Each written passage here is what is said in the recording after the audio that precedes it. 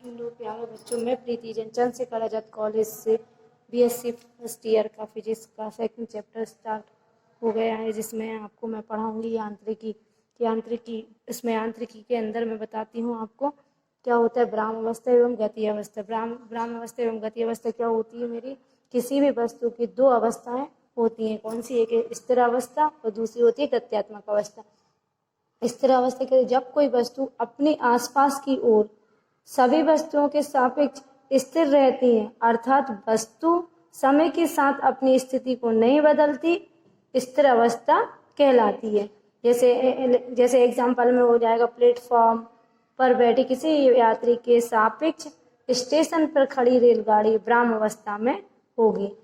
आया है बच्चों समझ में? क्या है हमारी जो एक जगह पर ही स्थिर है उसे हम क्या बोलते हैं? स्थिर अवस्था। अब हमारी सेकंड हो जाएगी मेरी गतिमान अवस्था या गति अवस्था। तो क्या होता है इसके विपरीत? जब कोई वस्तु समय के साथ अपनी स्थिति को बदलती है तो वह गति कौन सी गति कहलाती है? गति अवस्था कहलाती है। जैसे एग्जाम्पल है मेरा, प्लेटफॉर्म पर बैठे यात्री के सापेक्ष स्टेशन से गुजरती रेलगाड़ी की गति अवस्था कहलाती है।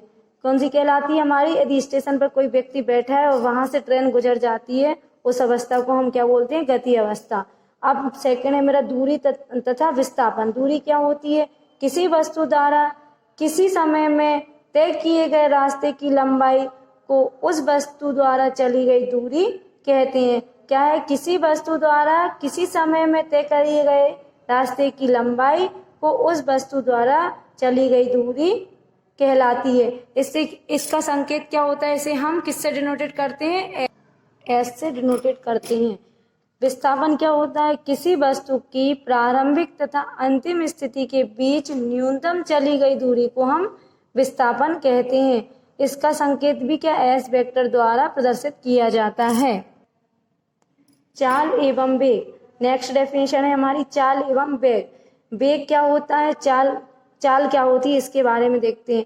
किसी गतिमान वस्तु की चाल उस दूरी के बराबर होती है जो वह एकांक समय में तय कर सकता है, अर्थात वस्तु द्वारा एक सेकंड में चली गई दूरी को उसकी चाल कहते हैं। चाल क्या?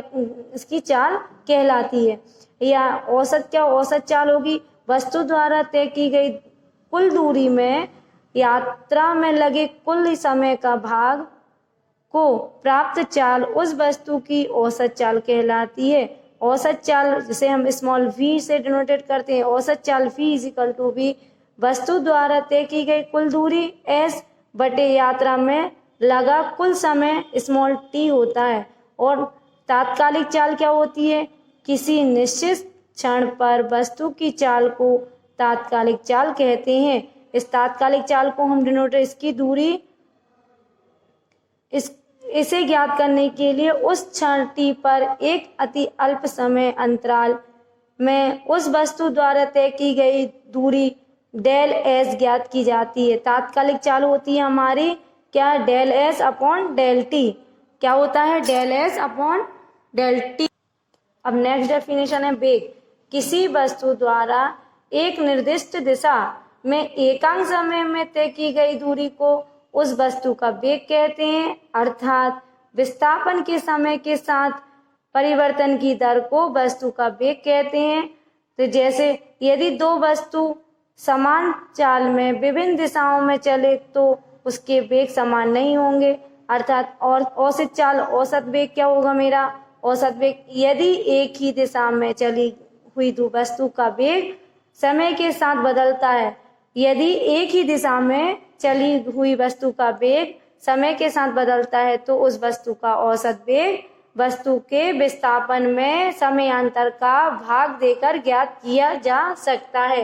जैसे कि यदि किसी वस्तु की समय t1 पर स्थिति वेक्टर r1 वेक्टर तथा समय t2 पर स्थिति वेक्टर r2 वेक्टर है तो समय अंतराल क्या हो जाएगा? r2 माइनस समय अंतराल, समय की बात करें तो t2 माइनस t1, और वस्तु का विस्थापन r होता है तो r2 vector minus r1 vector होगा। तो औसत वेग क्या हो जाएगा? v vector equal to v, क्योंकि इसमें वेक्टर लगेगा जबकि समय में कोई वेक्टर नहीं आता है ना, ये वेक्टर के रूप में काम करता है। तो औसत वेग v vector is equal to v, विस्थापन मेरा क्या था r2 vector minus r1 vector, और बटे उसका भाग के देने पर उसका फॉर्मूला बनता है, तो बटे t2 माइनस t1। अब तात्कालिक वेग क्या होता है, किसी विशेष क्षण पर वस्तु के वेग को तात्कालिक वेग कहते हैं। क्या है, किसी विशेष क्षण पर वस्तु के वेग को तात्कालिक वेग कहते हैं। यदि समयांतराल मेरा डेल टी है तो वस्तु का विस्थापन क्या हो जाएगा, डेल आर। तो तात्कालिक वेग is equal to v, v is equal to v limit del t tends to 0 और del r vector upon del t vector. Del को हम मतलब डिफरेंशियल में डी इस रूप में भी लिख सकते हैं, D R vector upon D T vector. Next definition, त्वरण किसे कहते हैं, समय के साथ वस्तु के वेग में परिवर्तन की दर को त्वरण कहते हैं। जो समय के साथ जो वस्तु में वेग में परिवर्तन होता है उसको हम त्वरण कहते हैं। त्वरण इज इक्वल टू भी क्या होता है, वेग में परिवर्तन बटे समयांतर, समय में अंतर। जैसा कि हम त्वरण को ए वेक्टर इज इक्वल टू भी क्या होता है, v2 माइनस v1, मतलब क्या बोल रहा है, वेग में परिवर्तन, तो परिवर्तन v2 माइनस v1, और समयांतर, समय में अंतर क्या हो जाएगा, बटे t2 minus t1 is equal to भी क्या है, इसे हम डिफरेंशियल की फॉर्म में लिखेंगे तो क्या है, d v vector upon dt। यही हमारा त्वरण की डेफिनेशन है।